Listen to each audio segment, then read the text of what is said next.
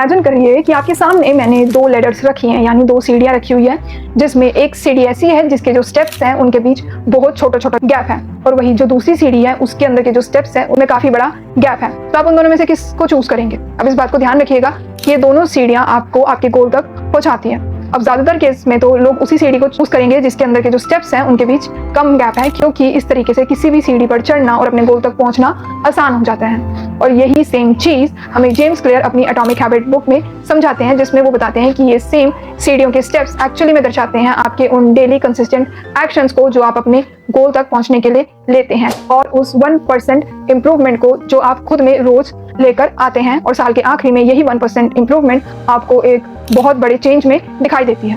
James clear कहते हैं कि डेली अपने गोल्स के प्रति एक्शन लेना ज्यादा आसान है उसके मुकाबले जो आप कभी कभी लेते हैं। नेक्स्ट वो बात करते हैं सिस्टम ओवर गोल के बारे में।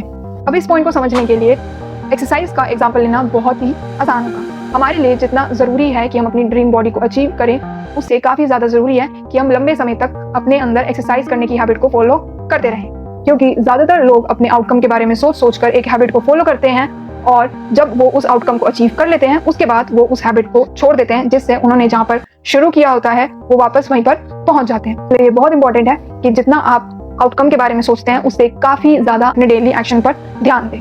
नेक्स्ट वो कहते हैं आइडेंटिटी बेस्ड हैबिट, यानी आप जो एक्शन लेते हैं आप उसी तरीके के पर्सन बन जाते हैं। एग्जाम्पल के लिए मानते हैं आप वेट लूज करना चाहते हैं, इसलिए आप ये मान लेते हैं कि अब मैं एक हेल्दी पर्सन बनूंगा, और कोई गोल सेट करने की बजाय आप हेल्दी पर्सन की जो आदतें हैं उन्हें फॉलो करना शुरू कर देते हैं। यानी आप लिफ्ट लेने की बजाय आप सीढ़ियों का इस्तेमाल करते हैं। अगर बाकी सारे लोग जंक फूड खाते हैं तो आप हेल्दी फूड खाना प्रेफर करते हैं, क्योंकि आपके माइंड में आप ये खुद को बार बार विश्वास दिलाते हैं कि मैं तो एक हेल्दी पर्सन हूँ, इसलिए मैं हेल्दी पर्सन की आदतों को फॉलो करूंगा। जब आप अपनी नई आइडेंटिटी को बिल्ड करते हैं और उससे जुड़े एक्शन लेते हैं, तो धीरे धीरे उन एक्शन को रिपीट करने से आपके अंदर ये एक विश्वास बढ़ना शुरू हो जाता है कि हाँ मैं तो वही एक हेल्दी पर्सन हूँ, और ऑब्वियसली आपको इसका रिजल्ट भी देखने को मिलता है।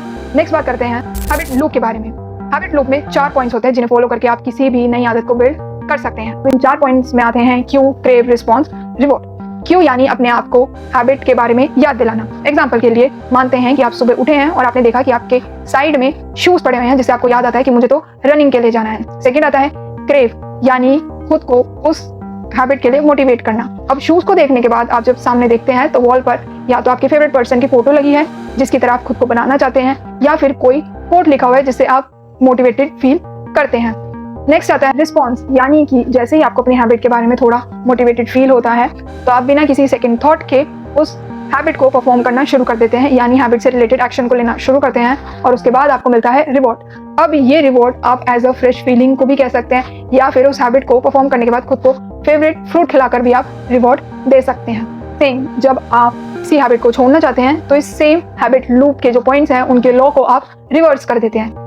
Make it invisible, make it unattractive, make it difficult, make it unsatisfying. अब ये सारे पॉइंट्स सिर्फ एक्सरसाइज तक सीमित नहीं हैं, आप अपनी लाइफ के डिफरेंट एस्पेक्ट्स के अंदर भी इन पॉइंट्स का यूज कर सकते हैं। अब मिलेंगे नेक्स्ट वीडियो में, एंड थैंक्स फॉर वॉचिंग।